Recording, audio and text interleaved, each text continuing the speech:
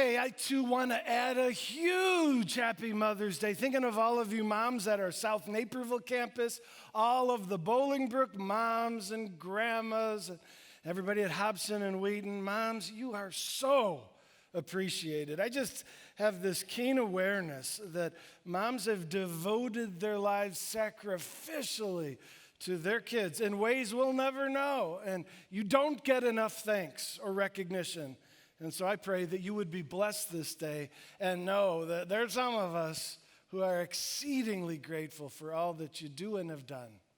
And it works so well with this series on fearless. You know, we're talking about overcoming our fear. And sure enough, I find at least that when it comes to being terrified raising kids, yeah, that'll freak you out. And so our message today is facing the fear in parenting, and it's just going to work so well with Mother's Day. Although I would add, some of you are like, oh man, I'm going to sleep. No, men, stay awake. This has application for everybody, old and young, male or female. If you have a heart to receive the challenge and the encouragement, it's there for the taking in a great passage. Been reflecting because I came across an advertisement selling an old van that reminds me so much of the one I grew up in. Take a look at this. This is an old Chevy van, StarCraft customization on the inside. Remember the swivel seats and the wood trim on the inside and carpeting up the walls? In the back, there was this bench seat that would lay back as a bed. Now, we used it as a wrestling mat. I'm the oldest of three boys, and we loved our van because we just went crazy. And my poor mom, oh my, I can remember, she would say, stop it! We would be throwing each other against the walls of the van. The whole van would be swaying back and forth on the road, and we would ignore, her pleas that we would sit still, just couldn't be done. And not only the swaying, I have my youngest brother, Mark, I used to like pinning him down on that wrestling mat, putting my elbow into his sternum and just kind of rolling it around a little. And he would squeal like a little girl. I can hear it still. And my mom would say, stop, stop. One day, we pushed her too far. My dad was driving and just trying to ignore, this disaster. And my mom had told us 10 times to cut it out, and we just kept fighting and throwing. And all of a sudden, she got up and started coming back, and I saw she had crazy in her eye. We were like, who is that woman? And what happened to our mom? And she had neck veins bulging out, and she came back. And I remember her, she had her hands here, and she wasn't sure what to do with them. She wanted to do something. And she reached out, and she grabbed me by the earlobe. I never knew what earlobes were for. I found out that day. They're like a little tab for moms to grab. And she grabbed Dave with the other one. And, there's nothing you can do. She just turned our heads and look at me. We're looking at you. And she's like, if you don't stop. I mean, the most classy, insane woman I know just, and it reminds me of how challenging it is to be a mom and how difficult we kids at times make it for moms. This memory also reminds me that some things are the same, some things have changed. I mean, the challenge of motherhood is the same, but the challenges associated with motherhood are different. For example, wrestling in the back of the car doesn't happen anymore, does it? They don't have benches that lay out into beds, and they have seat belts that kids must, the law. Back then, there was no seatbelt law. In fact, I have a theory that the seatbelt law is not really about the safety of children, but the sanity of parents. You know what I mean? I mean, parents are like, I'm sorry, child, but it's illegal. The law requires me to tie you down.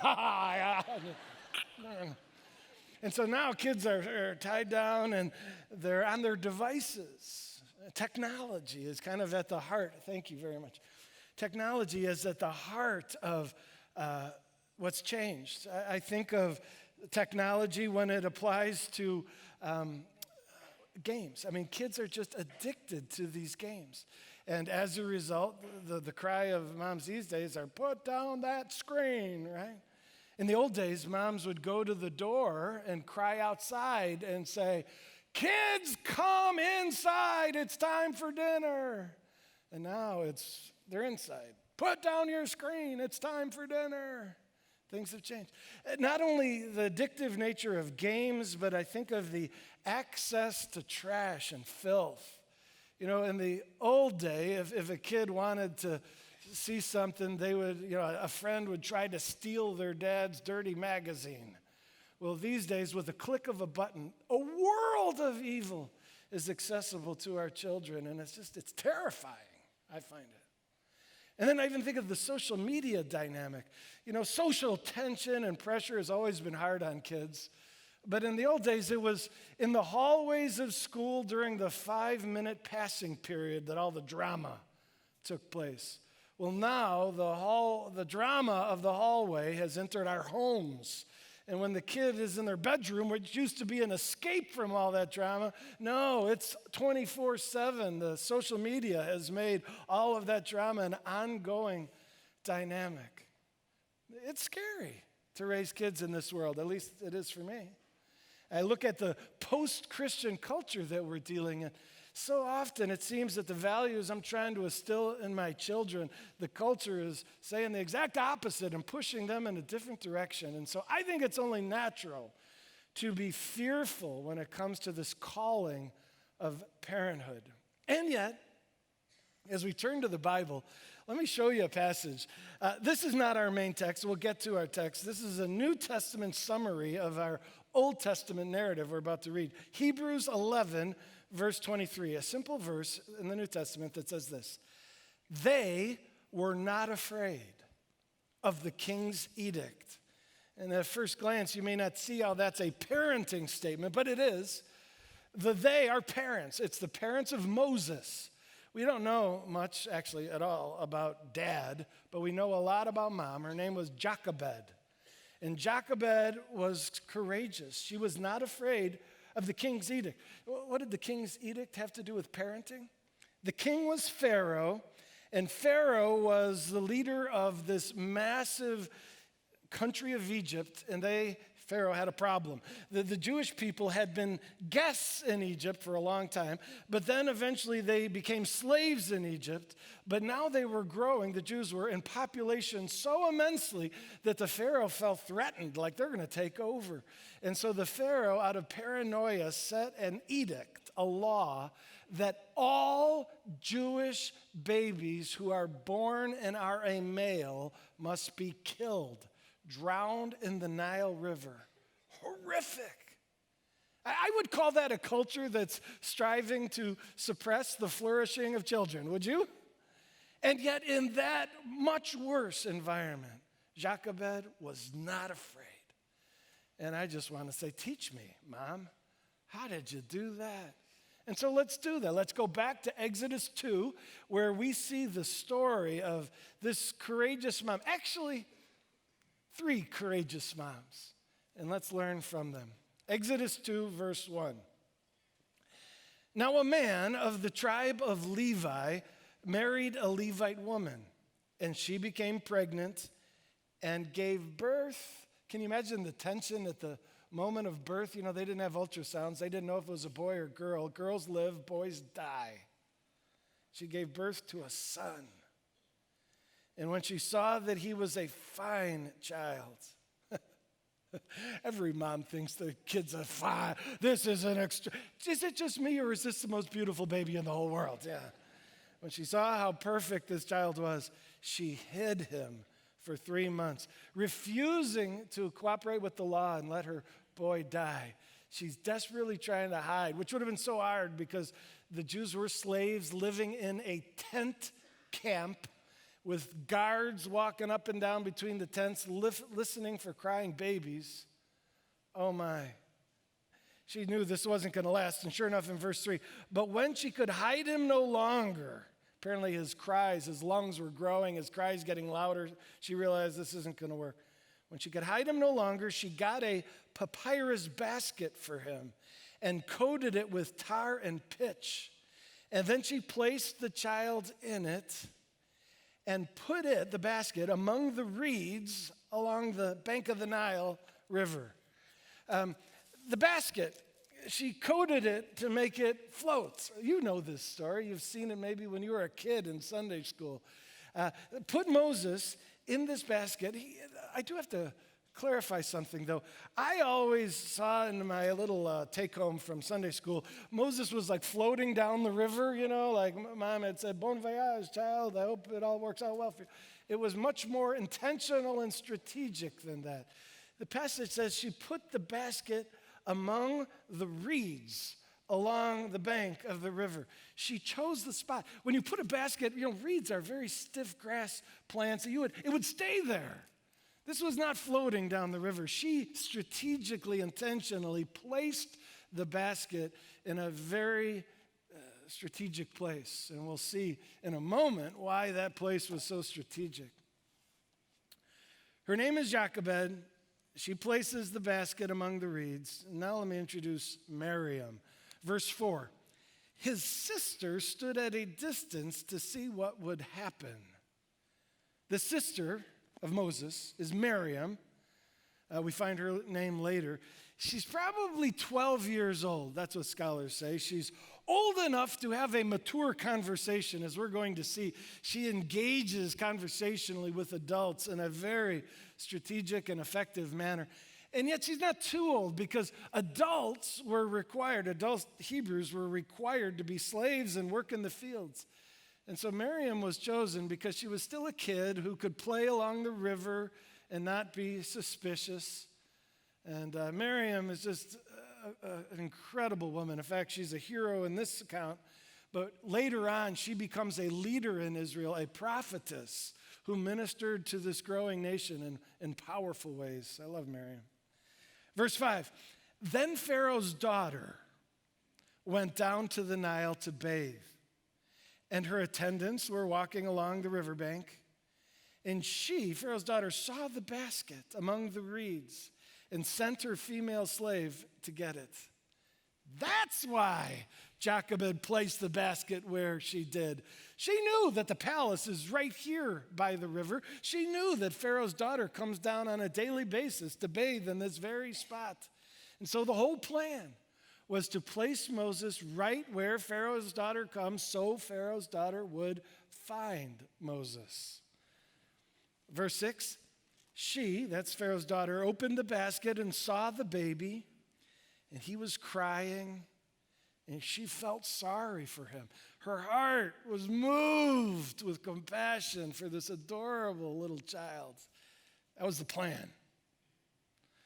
She feels compassion, and she says, this is one of the Hebrew babies, she said. Who is she talking to? She's talking to the other women. As we're about to see, there's a gathering, and I've seen this before. The baby is there, and when there's a baby, it's like a magnet to ladies. Old ladies, teenage girls. You've seen it, the dynamic of an adorable baby just draws in the women.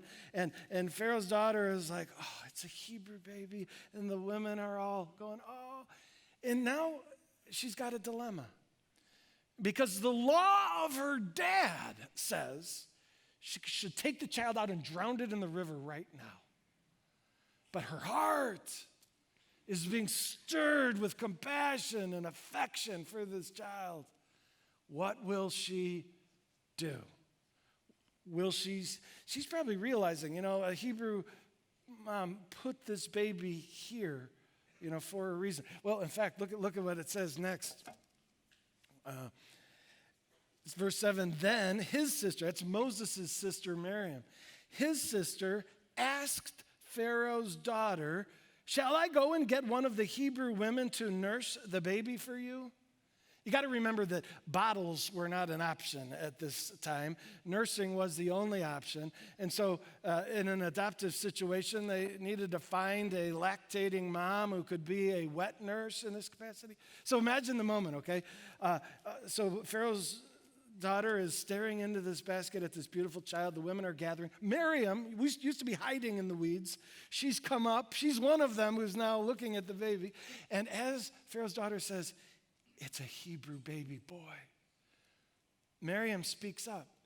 I happen to know a Hebrew woman who is ready to nurse at this very moment. Would you like me to go get her for you?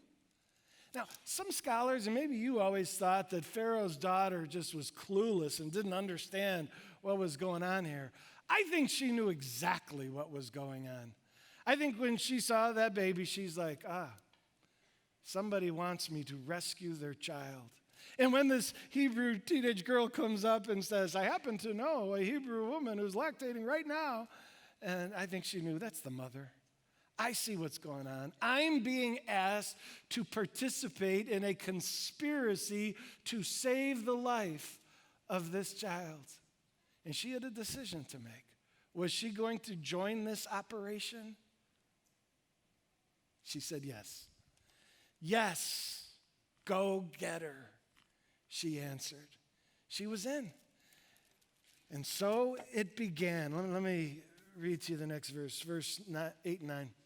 So the girl, Miriam, ran and she went and got the baby's mother, that's Jochebed. And Pharaoh's daughter said to her, take this baby and nurse him for me. He's my child. I've adopted him now. And so you're not breaking any law by having my child. Nurse him for me. I'll even pay you to make this official. Isn't that amazing? I just love this moment. This, to me, is one of the glorious dramas of the Bible. There are three women. In fact, let me highlight them for you. There's the girl, Miriam. There's baby's mother, Jochebed. And there's Pharaoh's daughter, all around the basket, all agreeing, put your hand in, let's say we're all in, on this plan to help this precious baby survive. No, let's help the baby thrive. And together, they did just that. Let me read to you the next verse, verse 9. So the woman, that's Jochebed, took the baby and nursed him.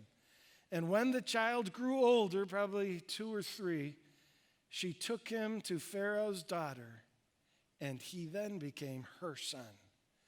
And you should know he was raised in the palace among the greats and mighty of the country. He was taught in the finest schools in all the world, received an education where he learned leadership and polity and commanding of armies, and he was the perfect person to be the go-between between the Hebrew people and the Egyptian government, and to lead them out of Egypt and lead them into the establishment of a nation called Israel. Three moms, if you will, working together to execute God's brilliant plan. When I say 3 moms, you're like, I don't count 3. Let me put them up here. There's the birth mom, Jochebed. You all understand her role. I'm going to call Miriam a second mom. You ever heard that, when there's an older sister in the family? Like my uncle will tell you, I had 2 moms, my mother and my older sister, who happened to be my mom. My mom was 12 years old when my uncle was born. He was a surprise. My grandmother didn't expect him to come around. And I think my grandmother was kind of worn out of parenting at that point, because when my mother got all excited about a little baby, my grandmother's like, oh, you like caring for little babies, do you? My grandmother said, we could have your little brother sleep in your room. And my mom was like, yay! And so my uncle grew up in my mom's room where when he was crying in the night, it was my mother who would get up and feed him a bottle. It was my mom who would change his diaper in the middle of the night. And my grandmother would, sleeping. She understood second moms real well. I include this category because maybe you're a second mom of sorts, meaning the kid has a mom, but God has called you to be an influence in a child's life. Maybe you're an older sibling. I love when older siblings catch a vision that God can use them too. Or maybe you're a grandmother, or a great-grandmother, or a neighbor. Friends, I have found that sometimes some of the greatest impact is not through the primary mom, but through the second mom. I just got together with a guy this week who told me, he's like, yeah, my mom, I love her, but she doesn't love Jesus. It was my aunt who told me about life with God through Christ. He said, it was my aunt who introduced me to our church. He said, my aunt who introduced me to my wife. He says, I owe everything to my aunt, my second mom. And friends, so don't miss that vision. Whom has God called you? What young people has God called you to impact? It's a beautiful role. Maybe stepdad, stepmom, another expression of that role. Okay, and then adoptive mom. You'll forgive me for just preaching a bit here. I am so passionate about, Jen and I have adopted 2 kids, and so many people in our church are adoptive parents or foster parents, or we have a ministry called Safe Families where parents, different from foster in that the parents actually are giving permission for you to care for their child for a season of a crisis. And when I see all of this adoptive parent stuff going on, it just reflects the heart of God so profoundly. And I say, keep it up, keep it up. So 3 moms standing around a basket, agreeing to work together to help this kid thrive. Now let's take a closer look at the attributes of these 3 moms that help them face the fear of parenting and help them get over it. So what do we have with the birth mom? We have wisdom and faith. Do you see the wisdom in Jochebed coming up with the plan that she came up with? I mean, this woman had 3 months where she's trying to hide Moses. She's realizing this isn't going to work. I got to come up with a plan. I got to come up with a plan. God, give me wisdom. How do I parent in this moment in a way when it seems that everything's going against this child? How do I win in this challenging situation? Is she came up with the craziest plan. I mean, think about it. Rather than running away from Pharaoh, the one who wants to kill your kid, she says, let's go at him. Let's charge into the heart of the evil. Let's get our kid into the palace. I mean, who would have thought that? But she was right. You know, her instinct told her that this daughter of Pharaoh who comes to this spot every day, she won't carry out her dad's command. And she, Pharaoh's daughter, has the power to ensure this child's safety. And not only ensure his safety, she has the resources to give him the best upbringing. And she said, let's do it. In fact, I even see an irony here. I can see her saying, yeah, you know, Pharaoh says the law is that the baby has to be cast into the Nile River. We'll cast him into the Nile River in a basket in front of Pharaoh's house, you know, and brilliant. Moms, one of the great things you do is come up with wise strategies. How are we going to raise kids in today's world? Now, I would also point to faith. You know, when Jochebed had a great plan, she was the one who placed him among the reeds. But there was that moment when she had to walk away and say, all right, God, now it's a trust thing.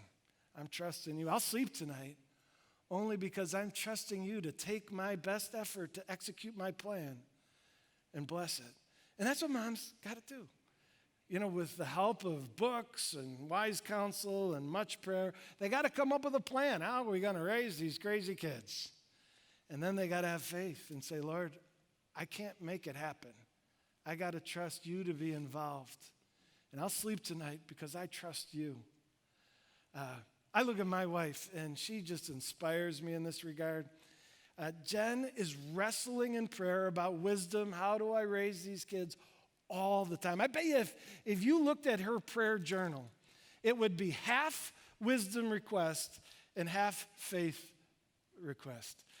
She says, Lord, I don't want to be too strict, but I want to be strict enough. And I want to discipline them, and I don't want to have too many rules. God, guide me in this delicate balance. Lord, how do I teach these kids in a way that they will receive instruction and not just roll their eyes and push it away? My wife is constantly fine-tuning her strategy as God guides her, and she just inspires me. The other half of her prayer journal is, God, give me peace, trusting you to work in the lives of these kids. And she is, for me, just a display of wisdom and faith. And it's what moms do, and it's beautiful. How about the second mom? What did the second mom bring to the table? Obedience and vision. Miriam obeyed. You know, this plan was her mom's plan. And I can imagine mom saying, listen, Miriam, I need you. If I go and stay around the river and just hang out there, I'm going to be called out because, again, adults need to be in the fields working. We're slaves, you know. But you, a kid, you can get away with just hanging out. And so, Miriam, I need you. You're the pivotal person in this rescue plan. You're the one who's going to have to step up and speak to the princess with this idea of you going and getting a wet nurse. Miriam, can you do it? And Miriam said, okay, Mom, if you're asking me to, I will obey. So Miriam's role was out of obedience. And Mom, I would argue your role is out of obedience, not to your earthly mother, but your heavenly Father, who's saying, I'm calling you to raise these kids. And some days, it's just pure obedience, where you say, all right, Lord, I will do it, and I'll do it with all my heart because you asked. And when motherhood is obedience, I'll tell you one of the ways that makes it so beautiful. It becomes worship to God. When we do it with all of our heart, because we know God asked us to, we are worshiping Him. And even when our obedience doesn't have the results in our kids that we wanted, it's still worship. Do you realize that? You moms who are faithfully loving your wayward children who aren't walking with Christ, and it just breaks your heart. Know this, though. Your faithful obedience in motherhood is bringing a smile to God's face. Hear heavenly applause because your obedience is worship, even when it's not as fruitful as you'd like it to be. So obedience and vision. Again, she had the vision for her own life, Miriam did, that I, though a kid, can be used to help my brother. That's so important. Because particularly for second moms, you've got to have a vision that even though it's not your child per se, you can be used by God in great ways in their lives. Maybe I love when young people, come up to me and talk with me, and I can tell they're not afraid to engage in a conversation that's mature and respectful. And I love when young people engage with their peers or those who are younger, seeking to be an influence in their lives. Young people have a vision that God can use you too. Let me speak to the older people. Sometimes you feel I'm too old to be able to relate or connect with young people. Don't go there. God can use all of us. So you've got to believe and have the vision that you too can be used as a second mom to bring influence and encouragement and a role model to these younger people. All right. So second mom brought obedience and vision. What about adoptive mom? She brought love and devotion. You saw the love the minute she gazed into the basket, right? In that moment, she was like, oh my. And there was this tension, this battle between, do I obey Dad and his law and drown the kid, or do I obey my heart and love one out? This adoptive mother was filled with a love. And I would argue that you want to see in an earthly setting the most intense, beautiful affection on planet Earth. It's the love of a mom. Look out. I think it reflects the very love of Jesus Christ. When we see Jesus willing to give his life for our sake, that sacrificial love is seen in a mom every day as she lives to die for her child. Oh, the power of the love of a mom. But this adoptive mom, it's not only love, it's also devotion. Remember, the passage says that when the child was weaned, this princess took Moses into her house as her own son. That phrase, as her own son, conveys Moses did not have second-class status as a visitor in the palace. That's the beauty of adoption, is that when done right, you as an adoptive parent, you're like, I am as devoted to you, though you're not my flesh and blood, I am as devoted to you as my flesh and blood. I am committed. You are full status, my child. And she did. She gave her heart. She could have chosen the easy path of, just the good life of the palace. But she chose the hard path of devoting her life to this boy, giving him the best life possible, the best education possible. And her devotion and her love had a beautiful effect on this Moses. And I've seen the power of love and devotion from a mom. Interestingly, I've seen it in my mother in kind of the adoptive sense. When my mom had finished, when she became an empty nester, when all of her boys were done, and she kind of took a sigh of, phew, I made it. Wouldn't you know, right then, one of her nieces, my cousin, became an orphan. My cousin lost both of her parents. They both died when she was still in her young teens. And my mom and dad prayed about that and felt God leading them to take her in. And they became the legal guardians of my cousin. I remember talking with my brothers going, oh, she doesn't know what she's got it coming. And my cousin at that time was a little bit of a wild child, living a rather sinful, rebellious lifestyle. And my brothers and I were like, when mom gets a hold of her. And we weren't talking about firm discipline as much as we were about love and devotion. My mom had always wanted a daughter, and finally she had got one. And all of this pent-up mother-to-daughter love just came crashing down on my cousin. She was never loved like she was in that moment. And the devotion, my mom felt a renewed calling to this parenting role and devoted herself singularly to this girl.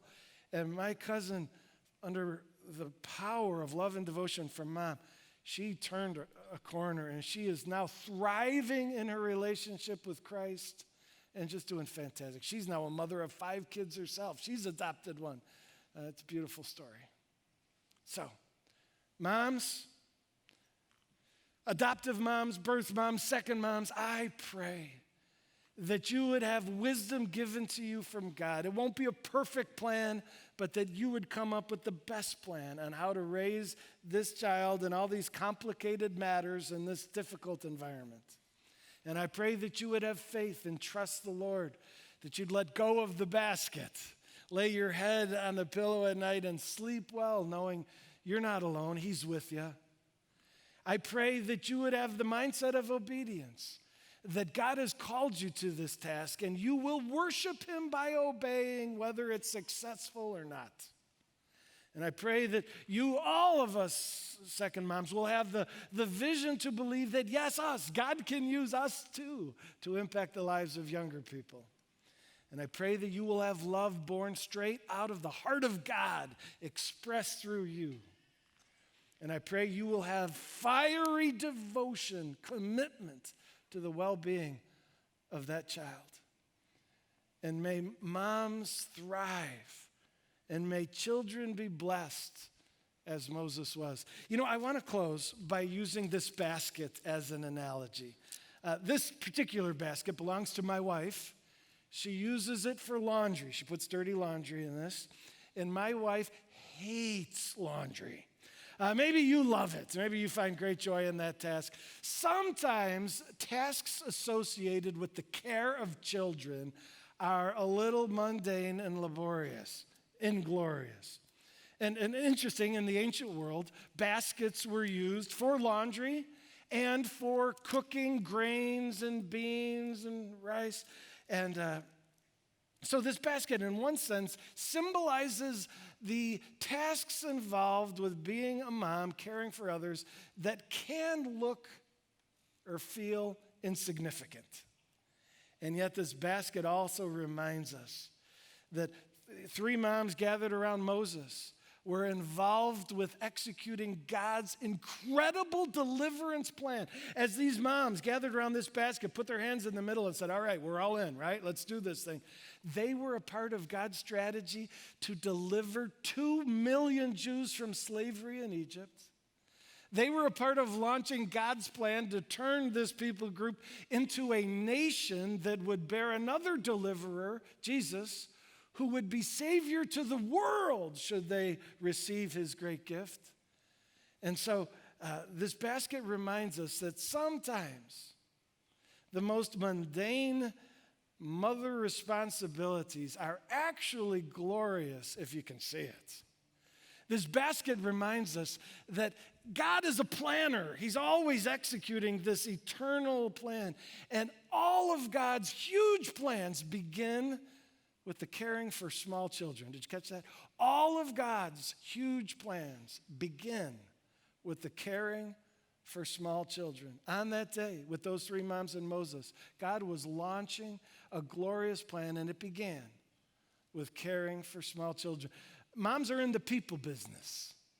And there is no more important business in all of the world than the people business. I don't know what business you're in. It doesn't compare with people. Jesus came for people. And moms, what you do is beyond significant. May you feel the smile of God, and may dignity flow in your veins as you know you're called to something as important as it gets. I'd like to pray for the moms. God, we give you thanks for the moms that are here and ask that you would bless them on this day where we celebrate their faithfulness. God, I pray that you would renew your call to those birth moms and adoptive moms and second moms, that they'd feel that calling in their soul and know that, yes, they can be used. Give them a wise plan and the courage to execute it. God, I pray that they'd feel your smile as they wholeheartedly go about this calling you have on their life. And God, would you make them fruitful? I pray that the younger generation would be richly blessed and your kingdom strategically advanced through this calling of raising up young people. We pray this in Jesus' name. Amen.